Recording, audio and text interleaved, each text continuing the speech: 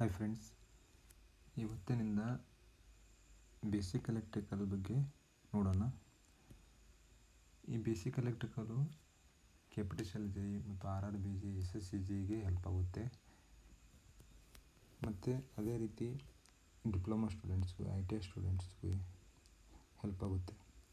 ನಾವು ಮೊದಲು basic electrical ಬಗ್ಗೆ ನೋಡೋಣ. ಬೇಸಿಕ್ ಎಲೆಕ್ಟ್ರಿಕಲಲ್ಲಿ ಮೊದಲು ಬರುವಂಥ ಕಾನ್ಸೆಪ್ಟು ಎಲೆಕ್ಟ್ರಿಸಿಟಿ ಬಗ್ಗೆ ನೋಡೋಣ. ಮೊದಲನೇದಾಗಿ ಆಟೋಮ್. ಇಲ್ಲೊಂದು ನಾವು ಆಟೋಮ್ ಸ್ಟ್ರಕ್ಚರನ್ನು ಮಾಡಿದ್ದೀವಿ. ಈ ಆಟೋಮಲ್ಲಿ ಸೆಂಟ್ರಲ್ ಪಾರ್ಟಲ್ಲಿ ನ್ಯೂಕ್ಲಿಯಸ್ ಇರುತ್ತೆ. ಸೆಂಟ್ರಲ್ ಪಾರ್ಟು ನ್ಯೂಕ್ಲಿಯಸ್ ಅಂತ ಇರುತ್ತೆ. ಈ ನ್ಯೂಕ್ಲಿಯಸ್ಸು ಪ್ರೋಟಾನು ಮತ್ತು ನ್ಯೂಟ್ರಾನ್ನ ಒಳಗೊಂಡಿರ್ತದೆ. ಮತ್ತು ಇದರ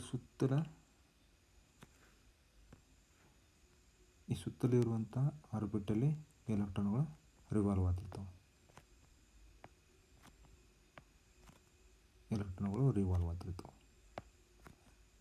ಅಂದರೆ ಈಗ ಹೆಂಗೆ ಸೂರ್ಯನ ಸುತ್ತ ಭೂಮಿ ಸುತ್ತಲ್ಲ, ಅದೇ ರೀತಿ ಈ ನ್ಯೂಕ್ಲಿಯಸ್ ಸುತ್ತ ಎಲೆಕ್ಟ್ರಾನ್ಗಳು ಸುತ್ತಿರ್ತಾವೆ.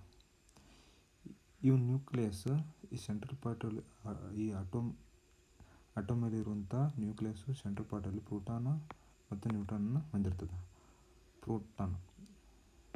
ಮೊದಲನೇದಾಗಿ ಬರೋದು ಪ್ರೋಟಾನ್ ಬಗ್ಗೆ ನೋಡೋಣ. ಅಂದರೆ ಇದು ಡೈರೆಕ್ಟ್ ಕ್ವಶನ್ ಕೇಳ್ತಾನೆ ಪ್ರೋಟಾನ ಮತ್ತು ನ್ಯೂಟ್ರಾನ ಇದ್ರ ಮಾಸು ಮತ್ತು ಇದರ ಚಾರ್ಜ್ ಎಷ್ಟಿರುತ್ತೆ ಅಂತ ಡೈರೆಕ್ಟ್ ಕ್ವಶನ್ ಕೇಳ್ತಾನೆ JEEಯಲ್ಲಿ. ಅದಕ್ಕೆ ನಾವು ನೋಡ್ಕೊತ ಹೋಗೋಣ ಒಂದಿಷ್ಟು ಕ್ವಿಕ್ಕಾಗಿ. ಭಾಳ ಡೀಪ್ ಏನು ಬೇಡ, ಅಂದರೆ ಏನೇನು ಇದರಲ್ಲಿ ಬೇಸಿಕ್ ಅದೆಲ್ಲ ಅದನ್ನು ನೋಡ್ಕೊತ ಹೋಗೋಣ. ಮೊದಲನೇದಾಗಿ ಪ್ರೋಟಾನಲ್ಲಿ ನೋಡೋಣ. ಮಾಸ್ ಆಫ್ ಪ್ರೋಟಾನ್ ಎಷ್ಟಿದೆ ಅಂದರೆ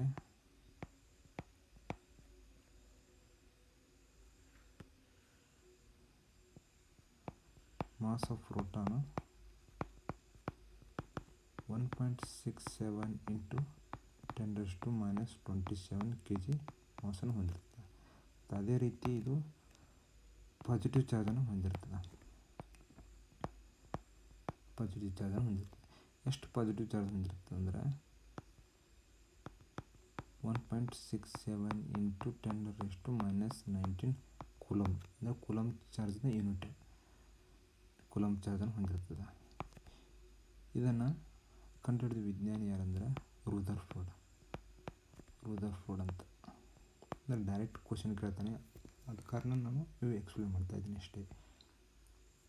ಡೀಪ್ ಏನು ನೋಡೋದು ಬೇಡ. ಇವಕ್ಕೆ ರೂದರ್ಫೋರ್ಡನ್ನು ಇದನ್ನು ಇನ್ವೆಂಟ್ ಮಾಡ್ತಾನೆ ಪ್ರೋಟಾನ್.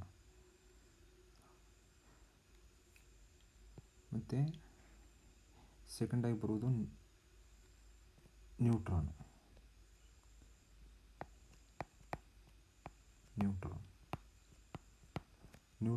ಇದು ಯಾವುದೇ ಥರ ಚಾರ್ಜನ್ನು ಹೊಂದಿರಂಗಿಲ್ಲ. It has no charge. ಮತ್ತು ಇದ್ರದ್ದು ಸೇಮ್ ಮಾಸ್ ಆಫ್ ಪ್ರೋಟಾನ್ ಇರ್ತದೆ. ಅಂದರೆ ಸೇಮ್ ಮಾಸ್ ಆಫ್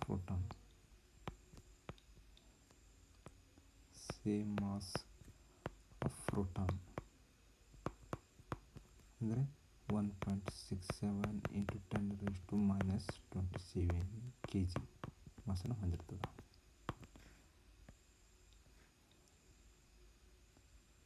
ಮತ್ತು ಇದನ್ನು ಇನ್ವೆಂಟ್ ಮಾಡಿದ ವಿಜ್ಞಾನಿ ಜೇಮ್ಸ್ ಜಾಡ್ವಿಕ್ ಅಂತ.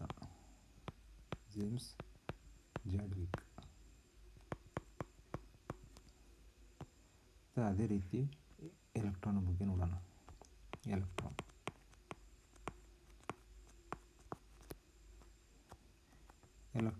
ಎಲೆಕ್ಟ್ರಾನನ್ನು ಇನ್ವೆಂಟ್ ಮಾಡಿದ ವಿಜ್ಞಾನಿ J ಥಾಮ್ಸನ್ ಅಂತ. ಮತ್ತು ಇದು ನೆಗೆಟಿವ್ ಚಾರ್ಜನ್ನು ಹೊಂದಿರ್ತದೆ.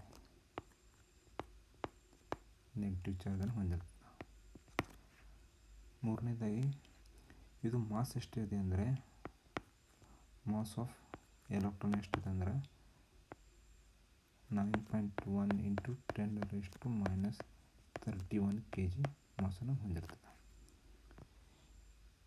ಇಲ್ಲಿ ಪ್ರೋಟಾನ ಪಾಸಿಟಿವ್ ಚಾರ್ಜನ್ನು ಹೊಂದಿರ್ತದೆ, ಎಲೆಕ್ಟ್ರಾನ್ ನೆಗೆಟಿವ್ ಚಾರ್ಜನ್ನು ಹೊಂದಿರ್ತದೆ. ಆದ ಕಾರಣ ಇಲ್ಲಿ ಇನ್ನು ನ್ಯೂಕ್ಲಿಯಸ್ ಸಮೀಪಿರುವಂತಹ ಆರ್ಬಿಟಲಿ ಇರುವಂತಹ ನ್ಯೂಕ್ಲಿಯಸ್ ಸಮೀಪಿರುವ ಆರ್ಬಿಟಲ್ಲಿ ಎಲೆಕ್ಟ್ರಾನ್ ಇದಾವಲ್ಲ ಅವು ಹೈಲಿ ಬಾಂಡೆಡ್ ಆಗಿರ್ತವೆ. ಯಾಕಂದರೆ ನ್ಯೂಕ್ಲಿಯಸ್ ಜೋಡಿ ಅದರ ನಂತರ ಬರುವಂಥ ಆರ್ಬಿಟು ಅದಕ್ಕಿಂತ ಕಡಿಮೆ ಬಾಂಡಿಂಗ್ ಆಗಿರ್ತಾವೆ, ಅಂದರೆ ಲೂಸ್ಲಿ ಬಾಂಡ್ ಆಗಿರ್ತಾವೆ. ಯಾಕಂದರೆ ಚಾರ್ಜದ ಪ್ರಾಪರ್ಟಿ ಏನಿದೆ ಅಟ್ರಾಕ್ಷನ್ ಆ್ಯಂಡ್ ರಿಪಲ್ಷನ್ ಪ್ರಾಪರ್ಟಿ ಇದೆ. ಅಂದರೆ ನ್ಯೂಕ್ಲಿಯಸ್ ಇರುವಲ್ಲಿ ಪ್ರೋಟಾನ್ ಏನಿದೆ ಅದು ಎಲೆಕ್ಟ್ರಾನನ್ನು ಅಟ್ರಾಕ್ಟ್ ಮಾಡುತ್ತೆ, ಅದರಿಂದ ಅದು ಹೈಲಿ ಬಾಂಡೆಡ್ ಆಗಿರ್ತದೆ. ಅದ ನಂತರ ಬರುವಂಥ ಅದಕ್ಕಿಂತ ಸ್ವಲ್ಪ ಲೂಸ್ ಬಾಂಡ್ ಆಗಿರ್ತಾವೆ. ನೆಕ್ಸ್ಟ್ ನಾವು ಅಟೋಮಿಕ್ ವೇಟ್ ಅನ್ನು ನೋಡೋಣ. ಅಟೋಮಿಕ್ ವೇಟ್ ಅಂದ್ರೆ number of proton plus number of ನ್ಯೂಟ್ರಾನನ್ನು ನಾವು ಅಟೋಮಿಕ್ ವೇಟ್ ಅಂತೀವಿ. Atomic wait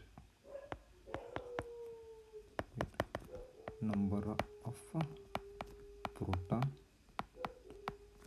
plus number of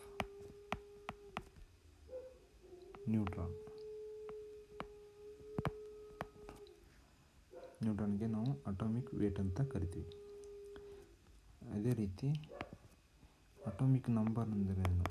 atomic number